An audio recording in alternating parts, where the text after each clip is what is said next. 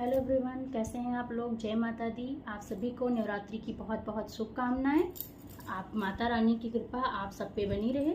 आज हम बात करते हैं, जिससे कुछ सवाल थे, कन्याओं को क्या खिलाना चाहिए, क्या कन्याओं को नहीं खिलाना चाहिए, और नवरात्रि में कुछ चीज़ें होती हैं जिस पे विशेष ध्यान रखना चाहिए।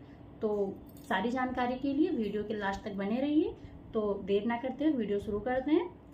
जैसे सबसे पहले तो क्या है कि कन्याएं 2 से 10 साल की होनी चाहिए। इससे कम उम्र की कन्याओं को नहीं लेना चाहिए, और कोशिश कीजिए इससे ज़्यादा एज की भी ना हो। हाँ, आप लेना चाहें तो 11 की भी ले सकते हैं, लेकिन इससे ज़्यादा एज की मत लीजिएगा, क्योंकि फिर उनको नहीं खिलाना चाहिए। तो जैसे अब बात करते हैं कन्याओं को क्या मतलब खिलाना चाहिए कन्याओं को। तो कन्याओं को आप जैसे पूड़ी, सब्जी, हलवा, खीर, ये सब खिला सकते हैं। दही, पेड़े और फल हो गया, ये भी खिला सकते हैं। तो ये सब खिला सकते हैं। और कुछ चीज़ें हैं जो माँ को नहीं खिलानी चाहिए। जैसे बच्चों को तो पसंद होती है, लेकिन वो चीज़ें माँ को नहीं पसंद होती हैं।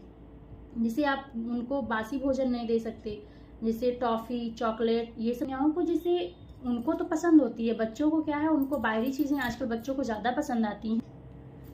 जैसे बच्चों को क्या है, बच्चों को बाहरी चीज़ें ज़्यादा पसंद आती हैं, उन्हें घर की चीज़ें नहीं पसंद आती। लेकिन हाँ, माँ को ऐसा नहीं दे सकते ना, तो इसीलिए आप बाहर की चीज़ें देने से बचिएगा।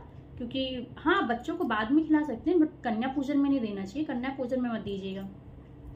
पेंसिल बॉक्स और पेंसिल्स हो गए, कलरफुल टिफ़िन हो गए, ये सब आप दे सकते हैं। क्योंकि बर्तन हो गए, जिसे बर्तन भी देना चाहिए, हम लोग तो बर्तन भी देते हैं, तो बर्तन हो गया।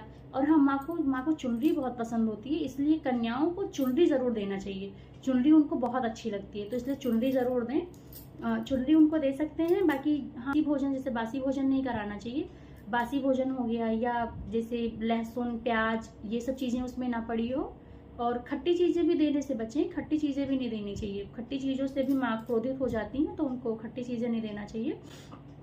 बाकी आप प्याज लहसुन भी मत दीजिएगा। बाजार की चीज़ें नहीं देना है। मांस मछली जैसे होती है ना, तो मतलब जैसे ये सब भी नहीं खिलाना है कन्याओं को।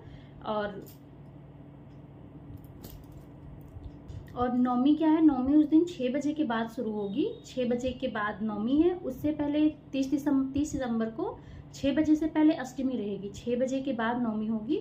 तो कन्या आप 6 बजे के बाद खिलाइएगा। और कन्या खिलाने के बाद में कलश को जैसे थोड़ा सा आप खिसका देंगे कलश को। उसके बाद में फिर, और हम माता रानी को भी भोग लगाना बहुत ज़रूरी है। आप जो भी बनाएंगे, हलवा, पूड़ी, चना, तो उसका आप माता रानी को भी भोग लगाइए। और हाँ, लहसुन प्याज, ध्यान से दोबारा रिपीट कर रही हूँ मैं, बस लहसुन प्याज मत डालिएगा। और क्या नाम है, बाकी उनको आप जो चीज़ें देना है आप इच्छा अनुसार दे सकते हैं। बाकी फल अगर आपको खिलाना है तो फल आप पहले खिलाइए उनको जाते टाइम। जैसे बहुत से लोग क्या करते हैं कि पहले फल नहीं देते हैं, जब वो जाती हैं तो उनको दक्षिणा और फल तब देते हैं, तो तब नहीं देना चाहिए। आपको उनको फल पहले खाते टाइम ही आप दे सकते हैं, कि खाते टाइम आप उनको फल दे दीजिए।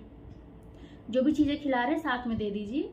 और फिर जो आपको दक्षिणा वगैरह देनी है दे दीजिए। बाकी हाँ, एक चीज़ का विशेष ध्यान रखना है कि जब वो जाने लगें तो आप थोड़ा सा चावल लीजिए और उनको दीजिए, कि जैसे जाते टाइम वो आप पे ऐसे उसको फेंके थोड़ा सा, तो इसको भी अच्छा मानते हैं।